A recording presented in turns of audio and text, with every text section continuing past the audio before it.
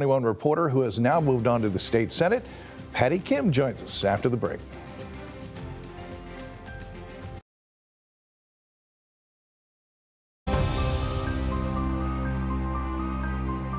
And luckily, this Community Life Team parking lot has two entrances because he's totally blocking that entrance, and it'll be tough for ambulance trucks to get through. It's tough out there for tractor trailer drivers. It's tough out there for ambulance drivers. With me is Amanda Rosito. She's a paramedic, and she's been driving out and about all night. Now, all right, well, welcome back. That's right, as we continue our coverage of Superstorm 03, taking a look back all those years ago, and we've got with us Senator Patty Kim. For those that don't know, in a past life a long time ago, she was a reporter right here at CBS 21. You and I worked together. That's right. First of all, Senator Kim, thank you for making the time. Now, I'm just going to say this. We've got some history here together. We've got some history in this room. Yes. So is it okay if I just call you Patty? Please. Okay. Please. All right. Thanks, Patty. We appreciate you making the time to come and talk about Superstorm 03 and what you remember. I know we just saw some of that footage right there, and you were like, oh, yeah.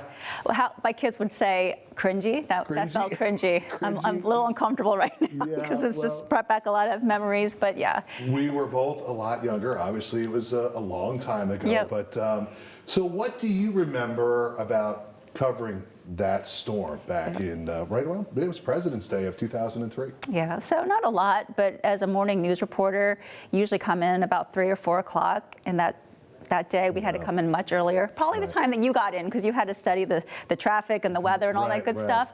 But I knew that it had to be early, and it was something historic, and I was just running on adrenaline because it was kind of a big deal. And out there in the snow, it was freezing. Yes. But maybe we could help people navigate that day because it was such a historic day. Yeah, and the thing about that storm was that not only was all that snow coming down, and most people wound up getting about 20 inches of snow. Some did a little bit better, some did a little bit worse, but it was really cold during that storm. I was out there covering it as well. I was in Dauphin County, I believe, and that's probably the biggest thing that I remember is, yes, it was snowing sideways, but it was cold. Yeah. And we had coverage throughout the. Do we have to put up the? Do we have to put up the video?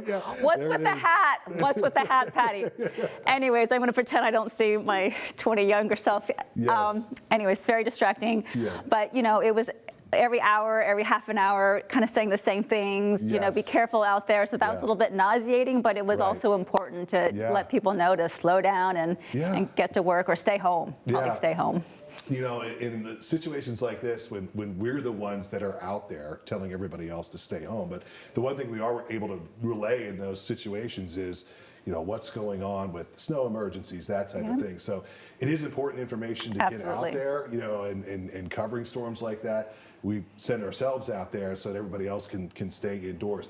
I would guess maybe all these years later, removed from actually being in the news business, you're probably happy you don't have to go out in storms like that anymore. Steve, when I hear there's a snowstorm, I curl in, I go a little bit closer to my pillow, and I don't have to go out, so I don't miss that. I miss you guys, but I don't miss that. The Patty got to get in at 1 o'clock in the morning. I mentioned, we've got a shared history here, in this actual studio. In this very room, many, many years ago. You're on the very short list of most distinguished alumni from CBS 21. It's true. You're quite welcome. You're deserving of that.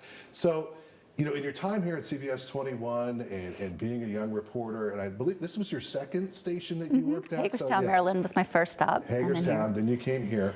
What part of that, being a reporter, that part of your life, what helped set you up for a life in public service? I remember being a reporter, especially if we had that, satellite live truck, and it was kind of like a billboard, like the news is here. And so we would get so many different types of people coming to us. Yeah. And as a young person and a little bit shy, I learned how to talk to anybody and everyone. So I remember interviewing Vice President Cheney back then, and then an unhoused person would come and talk to me. And to build those skills of connecting with all types of people as a news reporter helped me with the job that I have right now. Yeah, that's such a great point, because that happens to this day. I'll be out and about, and people from all walks of life, whether it's someone that is a state senator from the 15th district, or it could be somebody that, you know, is just in public, or perhaps somebody that is, you know, unhoused. You know, they'll come up to you and they'll tell you their story, and you wind up communicating, talking to people, and you wind up thinking about solutions, how you can help people. Yep. And that little spark maybe go off for you, and you thought, well, maybe I can transition out of this and really help some of these people that I come across. They feel like they already know you because they see you on television, even though we never met. And I know you get a lot about this, Steve.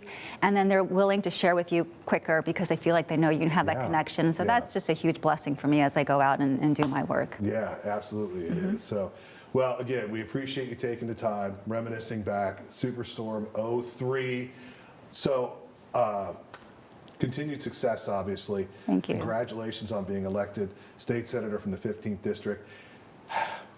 When you become governor, will you come back? Will you remember the little people that you met along the way? Will you still take my phone call? I will only declare a weather emergency after I hear from you, Steve, because you're the trusted meteorologist in this area. Okay, thank you so much. I just wanted to get that out there. So, yeah, before we wrap up here, any more things that you remember or anything that stands out from covering Superstorm 03? Steve, I have one story. When you work in the mornings and you work with your photographers, videographers, you have this bond. And I remember I had just gotten engaged. I had an engagement ring, and my mother was dying of cancer, and so I was going through a lot. And after one of these storms, I was wiping off my pants out on site. I was thinking out of school, and my engagement ring fell off my finger. So mom's dying, I lose my engagement ring, and I'm devastated. Frank Krebs, who's still here. Yes, photojournalist. Yeah. Photojournalist. Yeah. Rented a metal detector and went back out to the school where we were with one of his colleagues here and looked for my ring. Oh, wow. So something like that, you know, we're a family, we look after each other. He didn't find my ring. There's a little kid with a really nice ring out there. But that's what I'll remember, and that's why Channel 21 News is so special to me. Well, thank you, Patty. We, again, appreciate you making the time. That's a great story. Like you said, Frank Krebs, still here at CBS 21. My buddy. Yeah, there is still a family atmosphere here that's behind the scenes, and we're glad that you're still an extended part of it. Thank you. Yeah, Senator Kim, thank you so much for your time. My We'll see you pleasure. again.